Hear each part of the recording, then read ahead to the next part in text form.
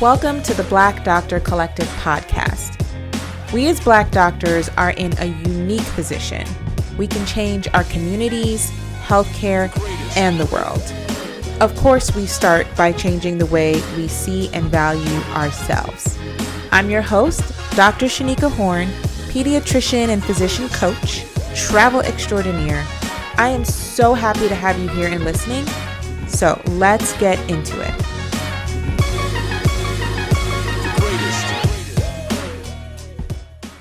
Welcome back to an episode of the Black Doctor Collective podcast. Let's just get right into it. Job security is a lie. It's a lie that keeps so many people in miserable situations. I'm not saying you shouldn't have a job or you shouldn't want a job or you shouldn't want something that feels set, secure. I'm just saying that you might need a better job or a different job in order to have that feeling. So let's start by defining what is job security.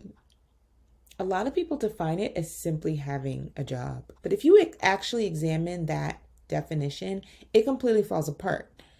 Simply having a job is not a good definition of job security, right? Because you might have a job that you hate. You might have a job that doesn't pay what you want it to pay. It basically isn't doing the things for you that you need it to do. So simply just saying, oh, but I have a job, it's better than not having a job. Our brain loves two different extremes. The choices are not having any job versus having no job. The choices are having a job that actually gives you the sense of fulfillment that you're seeking, that actually compensates you well, where you actually get along with people, you have rights, you're contributory. All of those things need to be present for job security. That's why I want to get rid of this definition of simply having a job is the security.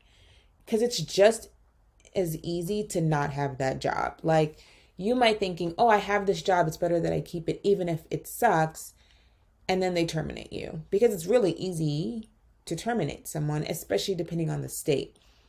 I talked in my contracts masterclass a couple weeks ago about how New York State has a no-fault termination law. So my job might say, oh, we need to each give each other 3 months notice. But if I quit, they can't take me to court. If they fire me, I can't take them to court because there's a no notice built into the state law, which will override any contractual agreement that we have signed. So while you think that like, okay, well, I have this job and, we have this agreement and that feels better and safer than not having a job, even though this job sucks, we have to really re-examine that because that's probably not true. Another facet of job security, I think that we as doctors like to tell ourselves, like this little voice in our brain that's like, okay, but we're doctors, right? So there's a layer in protection that no one can do what we do, that we have spent a copious amount of time and money to become this physician, to be able to practice in this way. And that we're hard to replace because people are always going to get sick. Someone's always going to have some kind of accident, God forbid. And people always need treatment. People need guidance to live healthier lives, right? There's so many aspects of what we do that are critical to just survival. And so you feel good about that. Like, I'm hard to replace. And that was until mid-levels came along, especially if you're in general practice, but even sometimes not, right? We have mid-levels that don't do the training that we do and can replace us. They're cheaper for these companies. We've got a lot of doctors agreeing to supervise mid-levels for little to no money.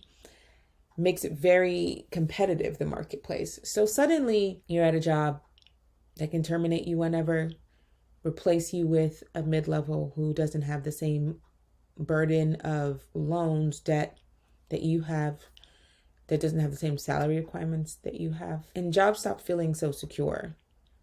So the reason I focus on this is because I really want you to just abolish this notion of like having a job is the best outcome. The best outcome is having a job that values you and that you value, period. We did not create the definition of job security. We probably learned it from our parents. I have a client who we're going through this negotiation process and it's going well. Okay. She has a lot of job offers. She has increased her earning potential by like 100K.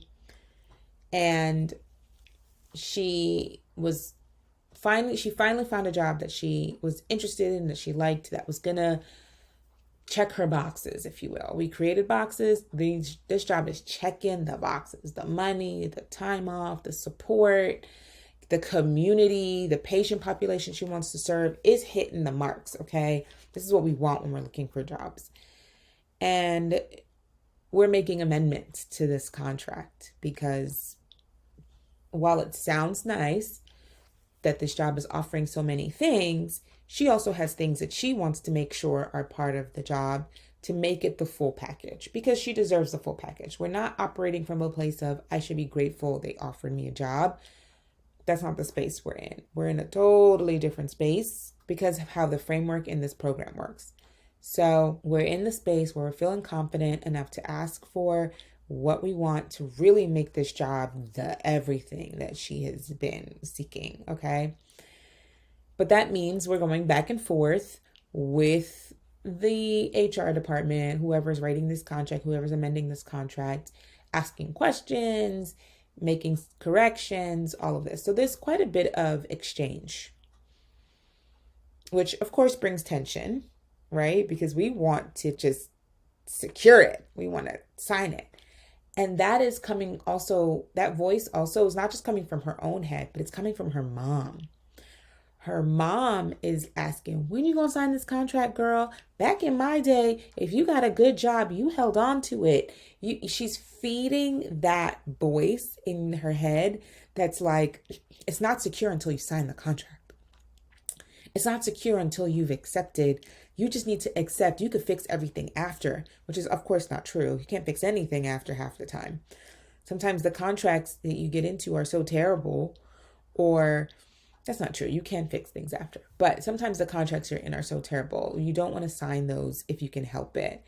And she knows this. And that's part of me being her coach, is we have already dispelled this myth. So she can defend herself and her own brain from her mom's thoughts and her mom's brain. But I just think it's so funny that that is the message we probably grew up with. And so we're combating it not only internally, but from our community, from our parents. Security is the prime thing. Safety, survival, that is what our brain prioritizes.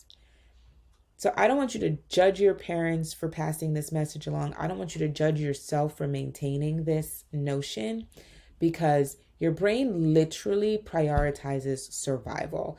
If it thinks a job is what is needed for prime survival, it is going to prioritize getting and having that job. It just is. That's just the way our brains work.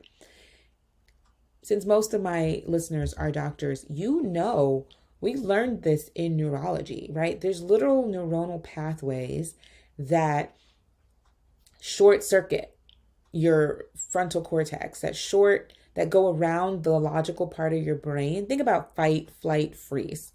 These things happen before you have time to think about what's actually happening in the scenario, right? Like if something's hot, you jump back. That pain stimulation is faster than the processing of like, oh my God, that pan is so hot, right? It automatically removes you from danger. When you are scared or frightened, you jump before you even realize what's happening. You start to run before you even realize what's happening. I always love these memes that go around with like Black people. Like if you see somebody running, you gonna run too. You don't need to know why you're running. It is survival. It is about safety and security. So again, if your job is what you think you need to establish safety and security, you're going to cling to having a job just on principle. That doesn't mean that you shouldn't want more from your job. It doesn't mean that you should hold on to a job that isn't working for you just because you want to feel secure that you have one. Because the whole time you're there, it's probably depleting your confidence. It's probably depleting your energy. If they are continuously crossing your boundaries, if you are experiencing tension in your job to the point where you can't wait for the end of the day, you're dreading going in, you're considering, burning it all down to start a bakery, like that is problematic. Sometimes that tension is so insidious. It's like little microaggressions, things that just build over time until you can't take it. That happens too, right? It's not to say like you knew right away that this job wasn't going to work for you. That may not be true. I find in those situations, our first response is to try and change ourselves. Okay, like if I just adjust this, then this will happen. I see that especially with charting. People think if I just become a different type of charter, if I, take home this work and chart at home, I'll be able to catch up. I just need to continue to work at it. I need to adjust myself. And sometimes you can do that to a point, right? Sometimes you take the work home and you still can't get it done because the sheer volume of what they're asking you to do is unreasonable. If you are going through the day seeing 25, 30 patients with complex medical histories or having to do longer exams and there's no time to write your notes, plus there's patient messages, plus there's referrals, plus there's prior authorizations, plus. The actual workload exceeds your capacity. There's no amount of adjusting that you're going to do that's going to catch you up with what is happening in your day-to-day. And the solution really is to work for places that don't try to beat you into the ground and don't try to beat you over the head with workload, especially unpaid workload that you got to take home and address. So we often do this because we think if I make a change, it'll change the other people around me. And part of this belief can be true, right? First of all, you can absolutely change yourself. That is true. And that's the premise of coaching, right? Changing yourself, instituting more boundaries, doing this can impact people around you. If I implement certain things about myself, people either model me, they respect that I'm doing this for myself, my patients get to see a happier physician. I do feel like changing myself has impact, but those are the positive ways. I don't think it works if you are just taking on more, trying to, do all the things, wear all the hats. You're not actually fixing the systemic problem. You're putting a Band-Aid on a leak, right? It's not going to hold. It doesn't fix the pipe structure. I think there's a story about someone is walking along a riverbank and there's someone in the river that's like yelling for help. So they go and they pull the person out. And then it just keeps happening. They keep seeing people flow down the river. They keep pulling the person out. They keep pulling the people out of the river. They're like, oh my gosh, all these people need saving. Let me just plug the hole. So now they're working full time to pull people out of the river. Okay.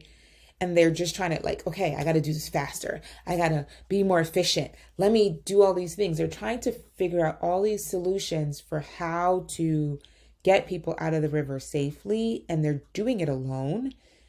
And they're trying to examine all the ways that they can do this better, more efficiently. That works to a point. And it also prevents you from going upstream and figuring out how the heck all these people are ending up in the river to begin with. At some point, there are going to be too many people in the river, too many balls to juggle, too many things to do that you cannot manage the load. You have to stop and go upstream and figure out how the people are in the river. And if you can stop upstream things, then you don't have to be working so hard downstream. That's not usually the effect. Most of us are people who are standing on the riverbank, fishing people out of the river. We are not making actual change. We're putting the workload on ourselves. Of course, then you're exhausted, right? And you're responsive. You're not proactive, you're reactive. This is how we end up in them passive aggressive scenarios, right? Like now you're to the point where you're just frustrated and you're like, what the heck is going on? Why does no one get it? Why don't they see my efforts? I'm doing all this stuff and it's not getting better. and nobody else is doing what they're supposed to be doing. No one else is putting in as much effort as I am and giving up as much free time as I am, right? You're at peak frustration. That's when we end up in these passive aggressive email exchanges. You over there like a keyboard thumb thug, okay? You're at your computer hammering it out some emails, putting pressure on that poor little keyboard that didn't do nothing to deserve the attention that's coming out of your fingertips. And you're typing these emails so you could tell everyone how incompetent you think they are, using these little catchphrases like, as per my previous email, and your comprehension is my utmost priority because your confusion is leading to these problems, okay? The challenges you face are your personal predicament because you're like, that's not my problem. That's a you problem. But the thing is, you've made it a problem for yourself. And so now, because no one else is taking it on, you're like, you need to make this a your problem, not a my problem. My favorite phrase at work for some of these things is like, this is above my pay grade. It's above me now because I refuse to take on these problems. I refuse to be that person that is exhausted at the riverbank. There are certain things that are outside your scope. I will not be wearing all the hats. I won't do it. Not happening. So you're in this job and it sucks. And you're there because you've gaslit yourself that safety and security is in the having of the job. And you're living this arrival fallacy, this concept that because you've arrived, you did all the things to get where you are, to become this doctor, that you should be happy there. And when you're not happy, it's confusing. And it's confusing to you, and it's confusing to the people around you, especially those not in medicine, especially the moms, right? And your mom is there telling you, girls, better just to have this job, because for them, that was the scenario. That was very much a sign of the times, to just have a job, to pay bills, to be in survival mode. But you're not trying to just stay in survival mode. You're trying to thrive, and you cannot do that there. So you're explaining over and over to mom or hubby or friend about why this job is so terrible, and they are still telling you, well, at least you have a job, and at least your job pays well. And so you are in this moment of discomfort and you can't figure out how to get out of it. I have a client in this exact scenario. When we first did our intake call, the call that I'm telling y'all to book, we were talking about her mom. And her mom is like, girl, it's just so much better to have this job, even though it's terrible. You know, you gotta maintain it. Your husband doesn't make as much money as you. This is a good job because it pays well. Even though it's depleting her, she's getting home, she's exhausted, her kids want to play, she still has to chart. Like, so much is happening that's telling her the job is terrible, but because their definition of security is having a job that is paying bills, it's hard to wrestle with the concept of leaving that job. The thing is, we have to, like I said, redefine the definition, redefine this concept. Releasing yourself from the idea that you have to maintain this job because it's better than nothing will allow you to explore your options. Don't wait until you are dying to quit, until you want to burn it all down. Don't wait until the discomfort is so great that you are desperate, because you will run. You'll either quit, you'll completely give up your career in medicine, which a lot of people are at the verge of. They just want any option is better than this, right? They will jump ship to another job without doing the due diligence of vetting that job. Vetting the job is something that I coach people to do because it will literally fulfill the fear that's keeping you stuck right now. The fear is that you are going to get out of the frying pan and end up straight into the fire. So the job you know, it's like the devil you know versus the devil you don't. That concept keeps people stuck until they're at the maximum discomfort where they really cannot even justify staying in the job. It's bad for their mental health. It's bad for their marriage. It's bad for their relationship with their kids. There's so many downstream negative effects that they have no choice but to run. And they either take the first opportunity because, again, having the job is the definition. So they've gone from, okay, well, let me just secure something else, anything else. And you end up in a scenario that's either equitable to what you left or worse. So that either has two effects. The thought of that keeps you where you are in a trash scenario. And the other alternative is that you end up in a job that sucks equally, and then you convince yourself that you need to keep that job because you don't know what you're doing. You've completely lost confidence and you feel like you don't have the good judgment, or that all the jobs are the same. And so there's no point in looking for another opportunity. Both of those are terrible options, right? So if you get to the point where anything looks great, any escape looks great, I want you to pause. I want you to get on a call, because any escape is not the answer.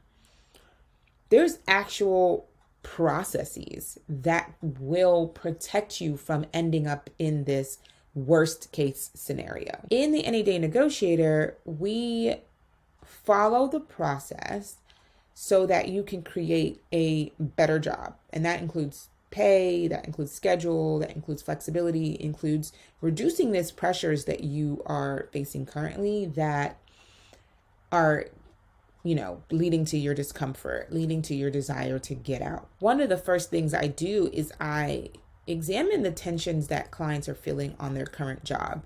And we learn how to reverse that so that they can even breathe. It's so hard to think about your options and to think about what else you're going to do. It's even hard to consider staying in medicine if your job sucks so bad and you think that that's the only option for how to practice. When my clients learn how to reverse the scenarios that they're in, it frees up so much brain space and so much energy to follow the remainder of the steps that create a new and better job opportunity, that create a sustainable career. I think one example of this, if you are like a yes person, so doctors who overcommit in various ways, it's the people who don't choose passive aggression in response to their toxic job. It's the people who just become passive. And the thought behind that is it me? Am I the only one not making it work? That creates some of the tension, right? So I have a doctor now in my program, we'll call her Dr. M. Dr. M says yes whenever someone asks her a question. Sometimes she's not even sure what she's committed to.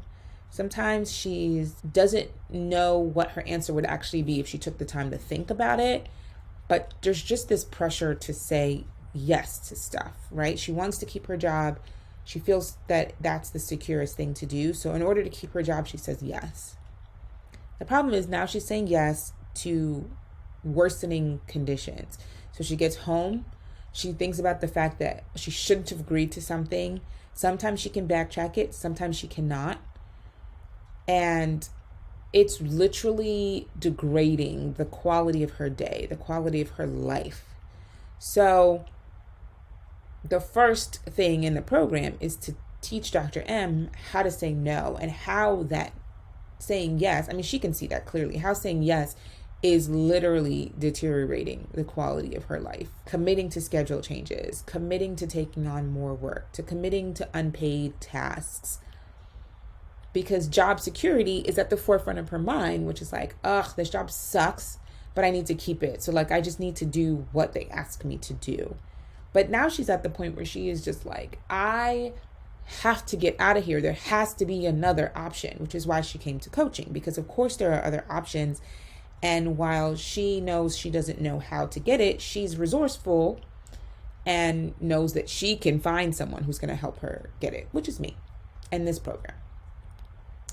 So the first thing we're doing is reversing this concept of saying yes to everything, because her saying no to things will reduce the tension at work. Her being able to say no, because there's a discomfort in saying no, right? If we didn't have discomfort around saying it, we wouldn't be in this process. Then we wouldn't have the problems that we have. So we work through this process, teaching her to say no, freeing up more of her time, etc. I had another client who I did this with, Dr. K, who her job was fine, but she felt a ways about being there. She felt, again, she needed to preserve being there. She had some questions, which I think comes out of just training in general, of imposter syndrome, like, I don't deserve to be here and I should be grateful to have this job. And so she was creating a scenario in which, while she was feeling like, oh, I'm not sure why they chose me, and which is a little bit of inadequacy, she was creating the scenario in which the inadequacy would be exposed, which is that she was agreeing to all of these projects that she really physically did not have the time to do. She did not have the bandwidth to do it. But because she wanted to prove herself and prove that she deserved to be there, she signed on for a whole bunch of stuff that she didn't have business signing on for. Which means, of course, if you don't have time to do all of the things that you have committed to, it's the same thing with charting, it's the same thing with the workload of your patient load, you end up falling behind, you end up dropping balls, you end up having open charts, you end up having unfinished projects, you end up disappointing a ton of people because you've committed and overextended yourself, and then you really are inadequately able to do these things. You're not able to do it to maintain, you just can't get it done. It reaffirms for your brain that you're inadequate, and it allows other people to start thinking that you're inadequate. And so all the mind reading you're doing, which is they're going to think that I'm unable and that I can't and that I'm not capable if I don't agree. By agreeing, you are creating the scenario in which you are literally incapable. You have maxed your capacity and you cannot do the things. And so even though they may not have been thinking that at all, because that's our own brain creating these conversations where we're like, they're going to think this. Now they really will think that. And you've created that. So these are my yes doctors. They say yes to things because they are uncomfortable, because they feel inadequate, because they feel that job security is the highest priority.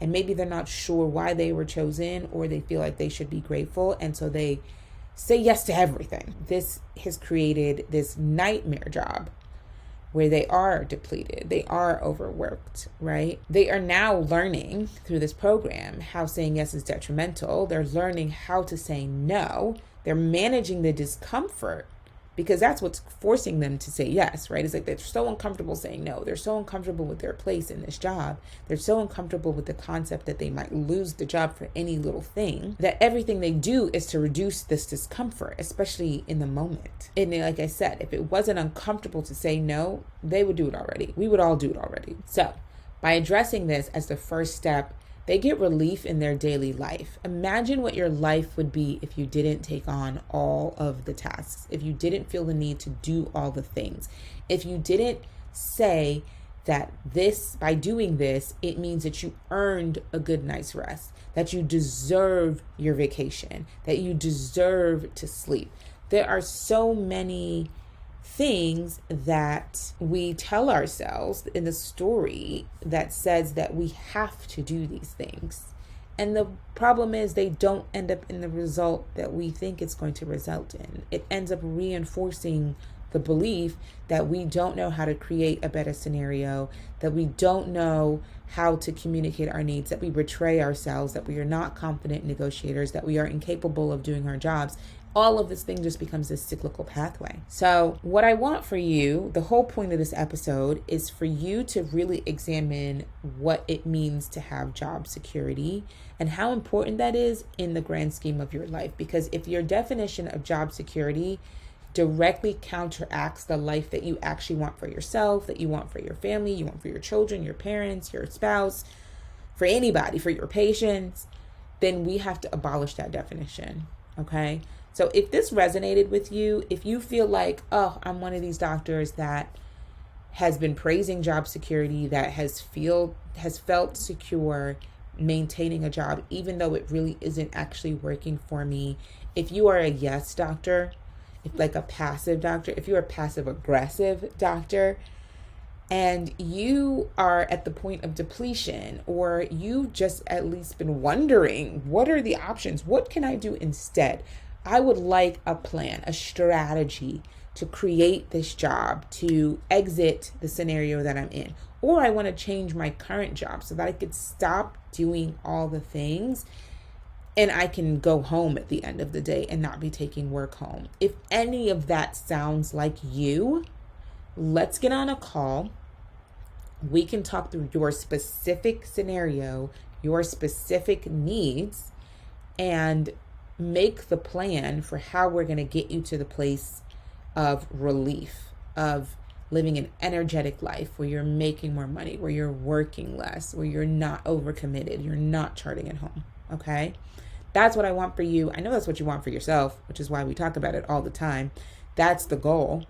And the goal is possible. You just need the strategy. That's easy enough to do.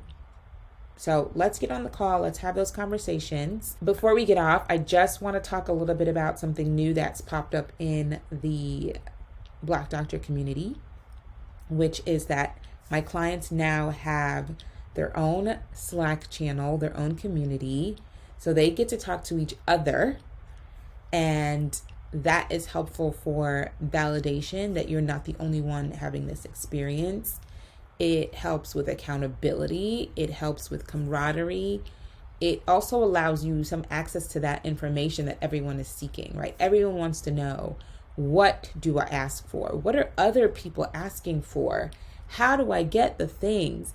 And so in creating this community, that is what's being fostered, right? The ability to rely on other doctors who are going through the same process that you're going through and learn the tools that it takes to get that result.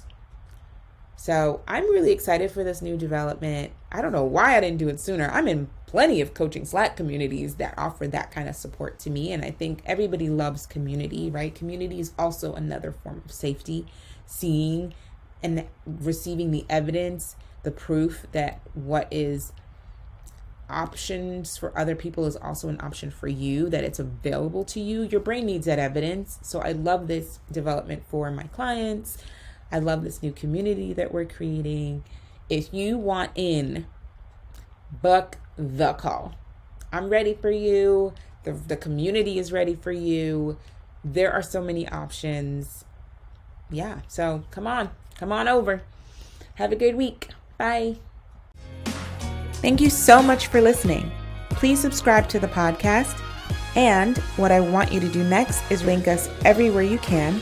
Instagram at The Black Doctor. Just become part of our collective. I want you here. Thanks. Until next time. Bye.